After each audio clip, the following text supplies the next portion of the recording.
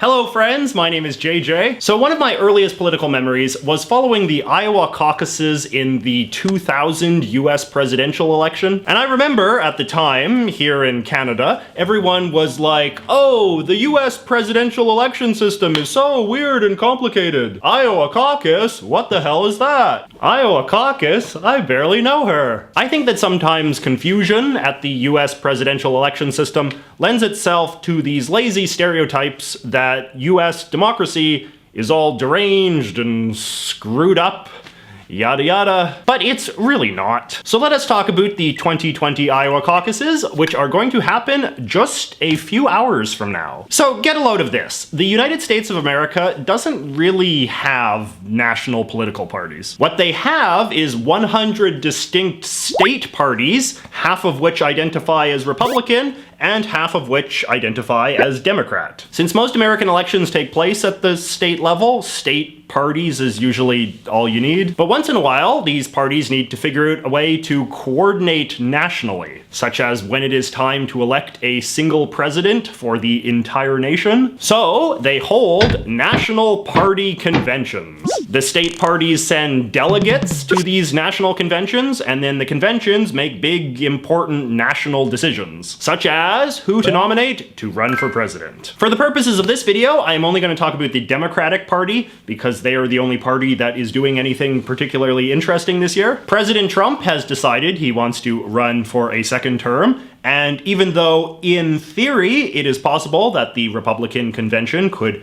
deny him this opportunity, in practice this almost never ever happens to an incumbent president. The parties almost always allow the current president to run for a second term. The Democrats, however, do not have a presidential candidate yet, and so they have to go about the process of finding one. Alright, so listen to me tell the history. Back in the old days, the Democrat Party's convention process was not very democratic. State delegates to the National Party Convention were just chosen by various state-level party big shots, and no one really had a very clear idea how any of it went down. If you were an American voter in those days, one day you would just pick up the newspaper and read that so-and-so was the Democratic Party's presidential candidate this year, and you'd be like, well, I guess that's that. In the early 20th century, some state parties gradually started to make their process of picking delegates a little bit more open and democratic. But it wasn't until the year 1970 that the Executive Committee of the Democratic National Convention formally imposed some nationwide standards to govern the picking of convention delegates. From that point on, it was decided that if a state party wanted to send delegates to the National Party Convention, they would have to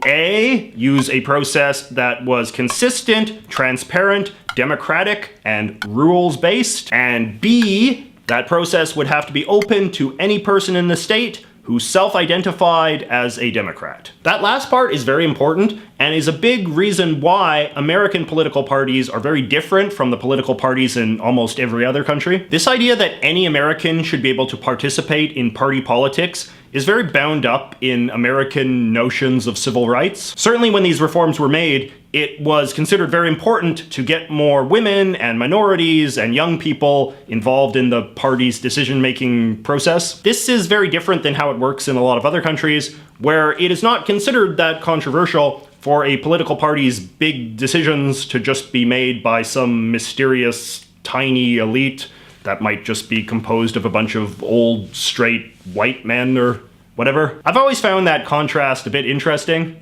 I think this is something that Americans should have a bit more pride in. Anyway, flash forward to today. So the convention system that the Democrats created in 1970 is basically still in place today. The state parties pick delegates, and the delegates meet at the big national convention to pick the presidential candidate. But because the system still ultimately plays out at the state level, it is theoretically possible for the states to still exercise a fair bit of creativity in coming up with their delegate selection process, so long as it still obeys the key principles. These days, for reasons of efficiency, most state parties select their delegates sometime in March, and they do so using the exact same democratic process, which is to say a simple statewide election in which all of the people that want to be the Democrats' nominee for president run against each other, and then delegates supporting those candidates are allocated based on what percentage of the popular vote they win. This is what they call a primary. But there is nothing in the rule book that says that a state cannot select their delegates on some radically different day using a radically different system, which brings us to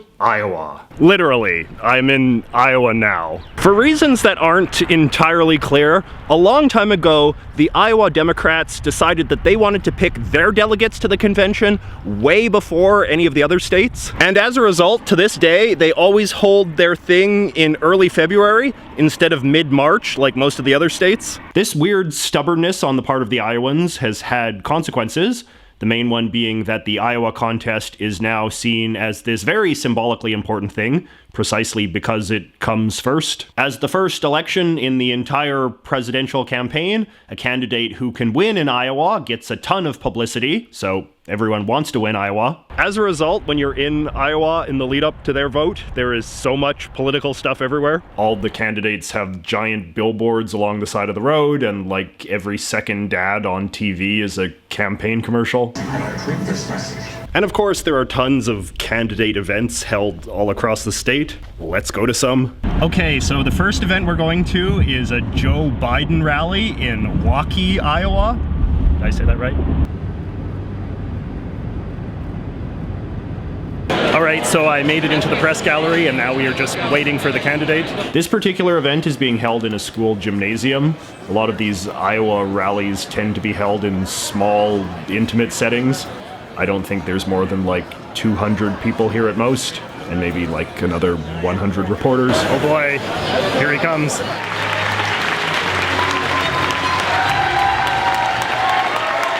He has no plan. He has no better idea. He just can't stand a single achievement from our administration. And he's already lying about it. He just said he's the reason why pre-existing conditions are covered. So Biden went on like that for a while, basically a standard political speech, and then at the end he went into the crowd and shook a few hands. See, look, there he is, right there. All right, and now for the next thing, we are going to go to an Andrew Yang event in Cedar Rapids. All right, so here we are at the Yang event. Martin Luther King, whose birthday we celebrated last week, fought for this in the 60s. It is what he was fighting for when he was killed in 1968. I know this because I met with Dr. King's son in Atlanta, and he said this is what his father was fighting for, the guaranteed minimum income for all Americans. Like the Biden thing, this was another very intimate, small gathering, this time in a sort of banquet hall. A lot less press this time, though. And at the end, he posed for photographs with any rando who wanted one.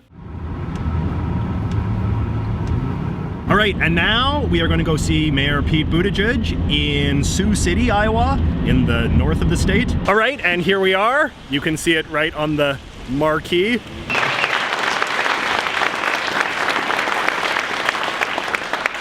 Let me begin, as I always do, by asking you to form in your mind the image that guides this entire campaign and my entire approach. And it's the image of how it's going to feel the first time that the sun comes up over Sioux City and the rest of our country, and Donald Trump is no longer the president of the United States. What was interesting about this one was that Mayor Pete took audience questions at the end, so it was a bit more interactive than the other two. And here I am now at some sort of pizza parlor where multiple candidates are supposed to be making appearances. Officially, this is an opportunity for the candidates to meet and greet with members of a local labor union. That's happening behind that divider thing. Oh look, here's Tom Steyer chatting with the press, and oh my god, it's Bernie Sanders. We remain the only major country on earth not to guarantee health care to all people as a human right. So anyway, you can hopefully see how the desire to win Iowa results in a lot of candidates participating in what are honestly some rather humbling small-scale events in a rather small state. All right, now let me tell you the other special thing about the Iowa election. The Iowa Democrats do not choose their delegates using a normal secret ballot election. Rather, they use public voting, which is something that has gone out of fashion in most other parts of the world. They call this the caucus style of voting, and it's when you just hang out in a room until the voter count guy comes along and you just tell them who you support. 47, 48, 49, 50, 51, 52. 53, 54, 55, 56, 57. The Iowa Democrats also don't use a simple plurality of the popular vote to pick a winner, but rather so-called runoff voting, in which there are multiple rounds. If, after the first vote, no candidate wins a majority, any candidates who get less than 15% are eliminated, and they hold another vote. Usually someone is closer to a majority by then, and then the convention delegates are handed out in proportion to the percentage of the popular vote the candidates win. The candidates then pick their delegates from a pool of special people who have been pre-selected to serve as their delegates. And speaking of delegates, I am here with my new friend Joe, who is actually a delegate. You're a delegate for Amy Klobuchar, right? That's right.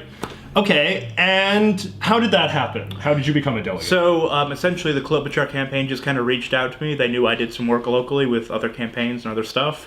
So they said, hey, do you want to be a delegate for us in your local congressional district? And I said, sure. So you are what exactly? You're some sort of party activist type person? Not necessarily, no. So I am, in their eyes, a member of the community who is of political value that could help rally people to her cause.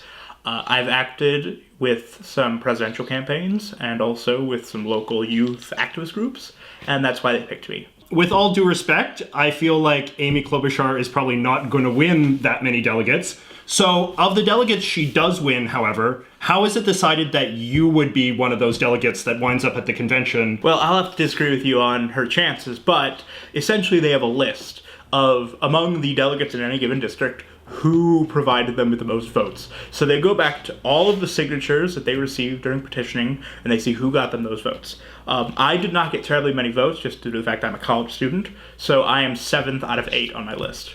Okay. Votes for you as a delegate? It's actually kind of complicated there. Votes for Klobuchar that I received. So any person that I got their signature, who then went on to vote for Klobuchar, would be a vote for me. How would they know if they went on to vote for Klobuchar? Because they would go back to the registration of who got her on the ballot initially in my state. Oh, okay.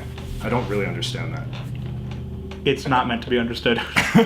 Okay, and that's delegates for you. But of course, the Iowa Caucus system is not without controversy. Isn't that right, Mr. Beat?